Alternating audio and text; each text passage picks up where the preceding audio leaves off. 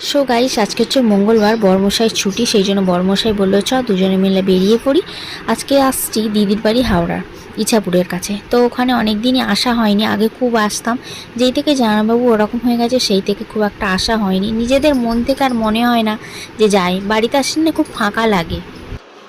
গোপালের টুপিটা এসেই পরিয়ে দিচ্ছি, পরে ফেলো, দেখি কেমন লাগছে। হাই, ছোট হয়েছে গো, হবে। আমি ভয় ভয় করেই নিয়েছি, ছোট হয়েছে। হ্যাঁ, এই তো মাতে লাগিয়ে হয়নি। ও, দেখতে পাচ্ছ দিদিভাই চলে এসছে। আর প্রথমে এসে গোপু সোনাকে টুপিটা পরিয়ে দিচ্ছিলাম, তো ব্যাড লাক হলো না।